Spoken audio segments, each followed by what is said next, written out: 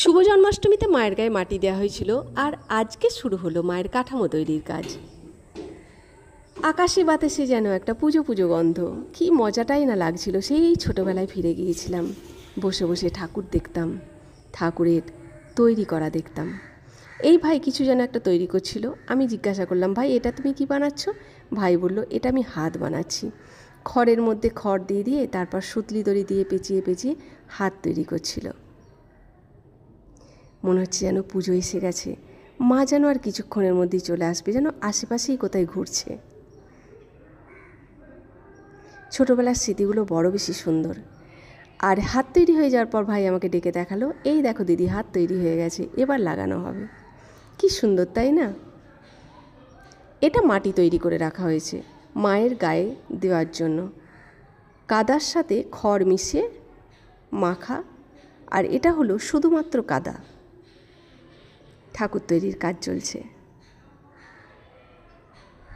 গণেশ তৈরি হয়ে গেছে, লক্ষ্মী তৈরি হয়ে গেছে, চলছে সিংহ তৈরির কাজ। এত এত খড় দিয়ে সুতলি দড়ির সাথে পেঁচিয়ে পেঁচিয়ে সিংহ তৈরি হচ্ছে। দুই ভাই মিলে একেবারে নাকানি চোবানি খেয়ে যাচ্ছে সিংহ তৈরির কাজ করতে।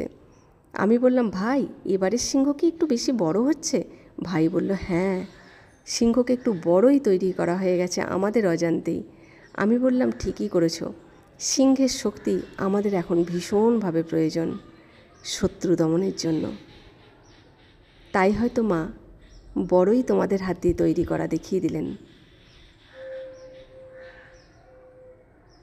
তৈরি চলছে সিংহের লেজ।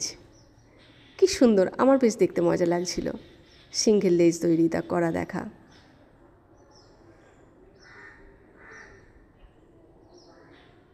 এরপর তৈরি হচ্ছে মহিষাসুর।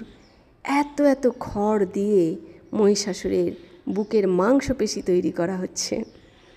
কি সুন্দর, তাই না? খড়কে বেঁধে বেঁধে সুন্দর করে করে সাইজ করে করে ওরা মহিষাসুরের আকার দিচ্ছে। এখনও অনেক বাকি।